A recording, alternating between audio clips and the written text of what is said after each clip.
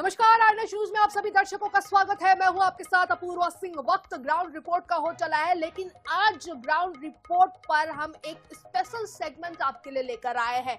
INH का अब तक का सबसे बड़ा महा रियलिटी चेक, जिसका नाम है सफर या मौत का जाल।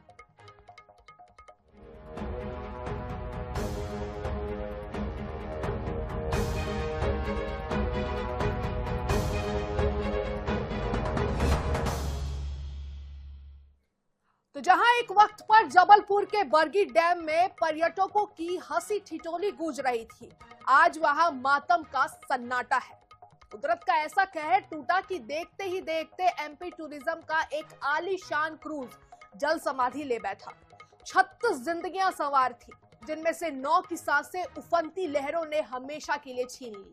22 को जैसे तैसे मौत के मुंह से खींच निकाला गया, लेकिन 3 अब भी लापता है। हादसा इतना भयानक था कि क्रूज करीब 20 फीट गहरे पानी में जा फंसा।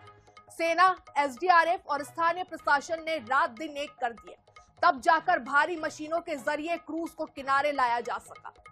बरगी में जो हुआ वो सिर्फ एक हादसा नहीं, वो एक चेतावनी है कि क्या जल पर्यटन केंद्रों पर पर्यटक सुरक्षित है।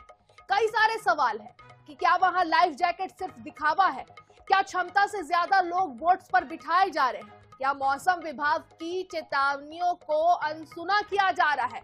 इन्हीं सुलगते सवालों का जवाब ढूंढने के लिए आज आईएनएच न्यूज के रिपोर्टर प्रदेश के कोने कोने में पहुंच रहे हैं।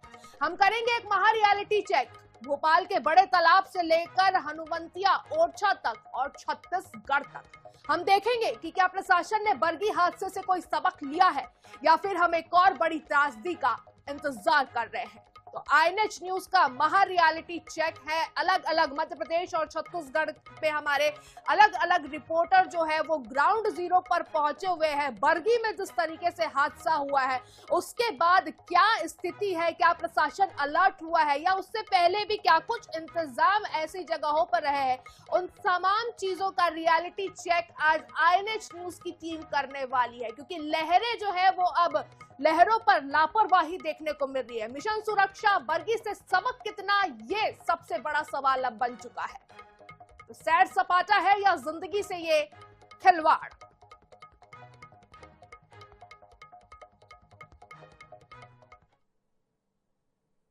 नहीं, यहाँ पे बहुत अच्छा है। यहाँ पर का जब भी आप बोट में बैठते हैं तो लाइफ जैकेट पहना के बैठते हैं, और अगर नहीं भी बैठता है, जैसे कोई मना करता है तो उसको कहते हैं नहीं भैया मैं तभी आपको बैठा पाऊंगा जब तक आप लाइफ जैकेट नहीं पहनेंगे। तो यहाँ की मुझे अच्छी लगी व्यवस्था की लाइफ जैकेट पहना के बैठाते हैं और बहुत काफी ध्यान रखते हैं हर चीज का, सिक्योरिटी का। दोनों बोटिंग पॉइंट में जो सुरक्षा उपकरण है उसका जांच किया गया। वैसे देखा गया कि सभी जितने पैसेंजर हैं सभी को लाइफ जैकेट पहना रहे हैं, उसके बाद ही बोट में बिठा रहे हैं।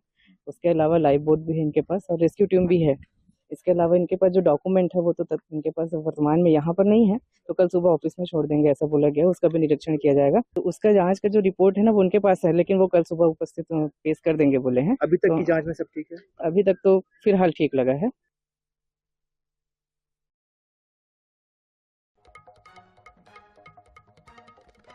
तो जबलपुर में नर्मदा नदी पर बने बरगी डैम में गुरुवार शाम एक बड़ा हादसा हुआ था। तेज आंधी और तूफान के बीच एमपी टूरिज्म का पर्यटकों से भरा क्रूज डूब गया था। 9 शव बरामद किए गए हैं, 22 लोगों को सुरक्षित भी बचाया गया है।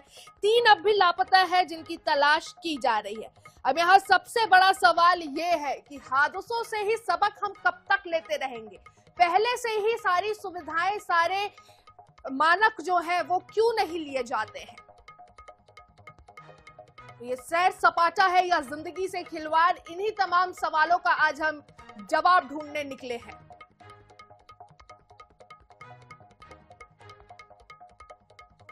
तो छत्तीसगढ़ के बालोद से हमारे संवाददाता राहुल भूतरा हमारे साथ सीधा जुड़ चुके हैं। राहुल, सबसे पहले आपसे ये जानेंगे कि इस वक्त आप कहां पर मौजूद हैं, पर्यटकों की स्थिति वहां पर कितनी है और क्या कुछ जो है वो सुविधाएं दी जा रही है, कितना सुरक्षित मानकों का कितना ख्याल रखा जा रहा है। जलाशय में इको रिसोर्ट बना हुआ है और इसी इको रिसोर्ट में आप देख सकते हैं कि यहाँ पे तांजा जलाशय में बोटिंग और जो मिनी क्रूज है उसकी तमाम सुविधाएं दी गई है। लेकिन सबसे बड़ी बात यह है क्योंकि गर्मी का समय है, पर्यटक थोड़े कम नजर आ रहे हैं, लेकिन यहाँ पे अगर मैं सुरक्षा मापदंड की बात करूं तो सुरक्षा मापदंड कहीं नजर नहीं आएगा। आपको बता दूं कि तांजुला जलाशय में जिस प्रकार से यहाँ बोटिंग और तमाम क्रूज की जो सुविधा दी गई है, लेकिन सुरक्षा के मापदंड कहीं नजर नहीं आ रहे हैं। जो लाइफ सपोर्ट जैकेट की बात करते हैं और जो गोताखोर की बात करते हैं उनकी भी टीम नजर नहीं आ रही। हालांकि बोट में कुछ लोग बैठे, हम उनसे जरूर बात करेंगे, कोशिश करेंगे बात करने की यहाँ पे किस तरह के भी आप कहाँ से आए हो और यहाँ पे सुरक्षा की व्यवस्था नजर आ रही है आपको? सर सुरक्षा ये है कि जैसे गेस्ट आते हैं टिकट कटाते हैं और हम उनको जैकेट प्रदान करते हैं और क्या आपका रिंगो यहाँ पे सुरक्षा के हिसाब से पूरा ऑपरेटर जो है लाइसेंसधारी है, सबके पास लाइसेंस है, NIWS से गोवा से लाइसेंस प्राप्त किया हुआ है। ये सुरक्षा में तो अगर कोई डूब जाएगा तो क्या उसको बचाने के लिए आपके पास में लाइफ सपोर्ट सिस्टम में गोताखोर ये तमाम टीम है आपके पास में? हाँ, पूरा सब उसी का ट्रेनिंग हुआ है सर। जो गोताखोर है उसका मतलब स्विमिंग है प्रॉपर और अंडर वाटर है जो लोग करते हैं, तो हमें NIWS की तरफ से सिखाया जाता है और उसके आधार से हमें लाइसेंस प्राप्त हुआ है। देखिए यहाँ पे जो लोग हैं उनका साफ तौर पे कहना है कि है सिस्टम तो है, लेकिन हमें कहीं नजर नहीं आ रहा है कि यहाँ पे कोई भी सुरक्षा के तमाम मापदंड नजर आ रहे होंगे यहाँ पे। जी बिल्कुल राहुल, आप बने रहिए हमारे साथ कोरिया से हमारे संवाददाता जो है कमालुद्दीन, वो भी हमारे साथ जुड़ चुके हैं। कमालुद्दीन, आपसे जानना चाहेंगे कि आप सबसे पहले ये बताइए कि आप इस वक्त कहां पर मौजूद हैं?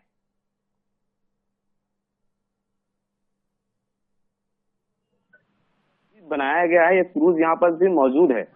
ये क्रूज वही क्रूज है जो जबलपुर में जिस तरह से घटना हुई थी उसी प्रकार का सेम क्रूज यहाँ पर भी कोरिया जिले के झुमका बांध में पर्यटकों के लिए बनाया गया है। ये मैं आपको दिखा दूं कि देखेंगे किस तरह से ये डबल स्टोरी क्रूज है और मैं अंदर दिखाना अगर चाहूंगा आपको, ये देख सकते हैं यहाँ पर सेम क्रूज जबलपुर की जिस तरह से क्रूज बनाई गई थी उसी तरह क्रूज यहाँ पर भी, यहाँ सोफे लगाए गए बैठने के।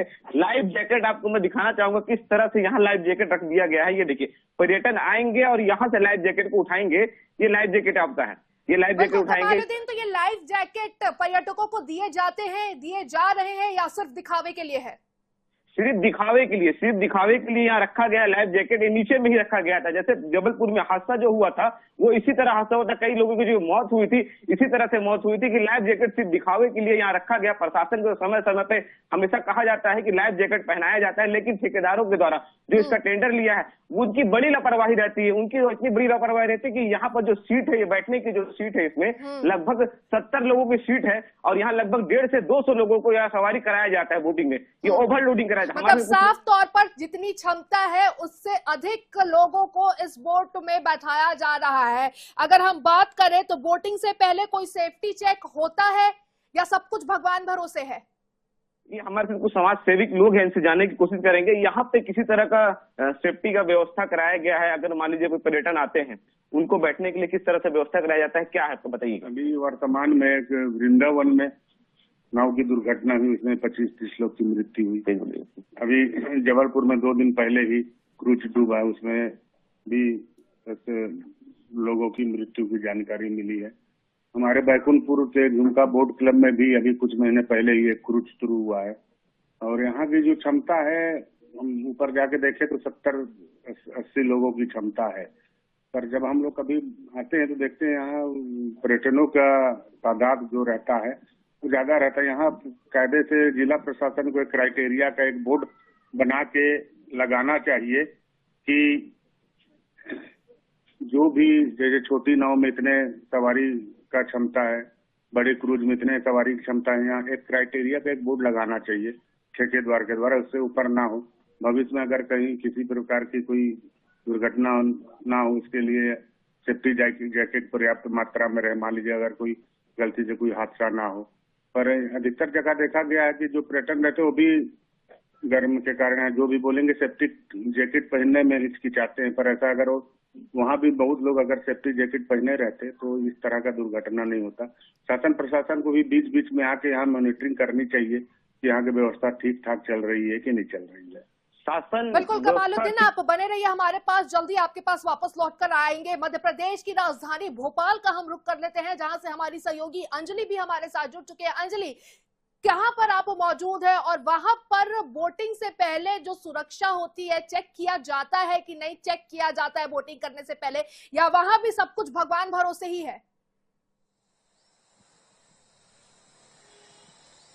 देखिए, राजधानी भोपाल की अगर बात करें तो इस वक्त हम बड़ा तालाब पे मौजूद हैं। यहाँ पे अगर बात करें तो जो क्रूज है यहाँ पे, जिसको लेक प्रिंसेस नाम दिया गया है, उसको 2011 में शुरू किया गया था, लेकिन 2022 के बाद उसको बंद कर दिया गया। अगर वर्तमान की स्थिति बताएं तो उसको एक रेस्टोरेंट में तब्दील कर दिया गया है, क्योंकि 2022 में जब आंधी तूफान आया था, बारिश ज्यादा हुई थी, उस समय जो है लेक प्रिंसेस डूब गई थी, ऐसी जो है खबर सामने आई थी। उसके बाद 2023 में एनजीटी ने जो है उस पर रोक लगा दी थी। तो उसके बाद राजधानी भोपाल के बड़े तालाब की गहराई बहुत ज्यादा है, तो पहले तो जो है उनको लाइफ जैकेट दिए जाते थे, लेकिन अब जो है लेक प्रिंसेस बंद हो गया है। लेकिन इसके अलावा अगर बात करें तो जो है बोटिंग कराई जाती है। बोटिंग के लिए अभी कई लोग, सैकड़ों लोग रोजाना जो है यहाँ पर बोटिंग करते हैं।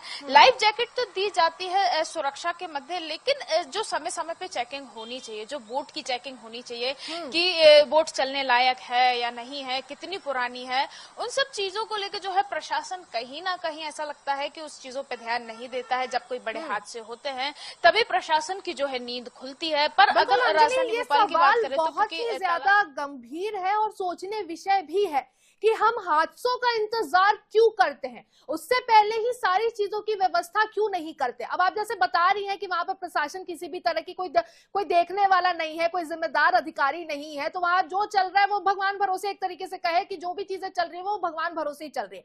अब वहां पे जो बोटिंग कराई जा रही है या जो रेस्टोरेंट खोले गए हैं, उनकी अगर हम बात करें तो वहां जो स्टाफ है जो ऑपरेट कर रहे हैं, या जो बोटिंग स्टाफ एक तरीके से बोले तो वो ट्रेंड है या अनट्रेंड है, किस तरीके के स्टाफ है वो?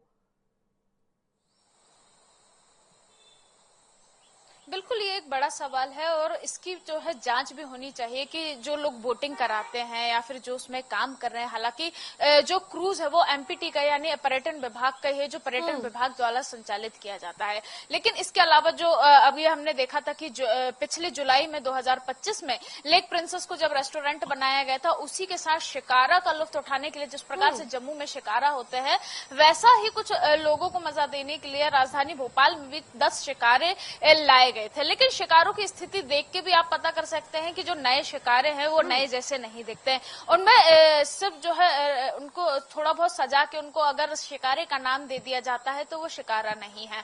वो वोट कितनी नई है या कितनी पुरानी है, उसको चलाने वाले संचालक के पास सर्टिफिकेट है या नहीं है, और उसके बाद जो बोट्स है वो कितनी, उनके जो सुरक्षा पैमाना है उस पर कहीं ना कहीं प्रशासन को जो है देखना चाहिए, और कितने लोग चला रहे हैं, क्या वो लोग रजिस्टर्ड हैं या नहीं है। क्योंकि जिस प्रकार से जबलपुर में जो दर्दनाक हादसा हुआ, उसके बाद ये सवाल उठता है कि जितने जगह भी जो वोटिंग कराई जाती है, क्या उनके पास ये अधिकार है, क्या उनके पास ये लाइसेंस है ये चीज का कि वो लोगों की जान से खिलवाड़ कर सकते हैं। तो जैसा कहा जा रहा है प्रशासन अब जाके जो है मुस्तैद हुई है या फिर अब अलर्ट मोड पर आई हुई है, तो उसके बाद राजधानी भोपाल में भी ये चीज देखनी होगी कि कितने लोगों की चेकिंग की जाती है, कितनी बोट्स की जो है चेकिंग की जाती है, कितने लोगों के पास लाइसेंस है, कितने लोगों के पास नहीं है। के बाद जो कदम उठाए जा रहे हैं, प्रशासन जांच करता है, कब करता है। हाँ, हादसे के बाद जो कदम उठाए जा रहे हैं, चलिए वो तो हम आगे चलकर देखेंगे ही कि इस हादसे से सबक लेकर किस तरीके से आगे जो है वो प्रशासन काम कर रहा है। लेकिन अब तक की अगर हम बात करें तो अब तक की प्रशासन की पूरी तरीके से अनदेखी राजधानी भोपाल के बड़ा तालाब में या लेक प्रिंसेस में देखने को मिली है। देखिए, इससे पहले भी कई बार ऐसे मामले तो सामने आए हैं, लेकिन कोई ऐसी बड़ी घटना नहीं हुई है। प्रशासन को फिर भी जिस प्रकार से बताया कि जब भी बोट में बैठते हैं यात्री या फिर घूमने आते हैं तो उनको लाइफ जैकेट तो दिया जाता है, लेकिन सवाल वही उठता है कि लाइफ जैकेट आखिर कितने लोगों की जान बचा सकता है। हालांकि अगर हमने दूसरे भी मामले देखे हैं राजधानी भोपाल में, कई बार लोगों के जो है कूद कर जान देने के, आत्महत्या करने के भी मामले सामने आते हैं। तो ऐसे में गोताखोर भी जो होते हैं वो उन लोगों की भी टीम टीम जो है मुस्तैद रहती है।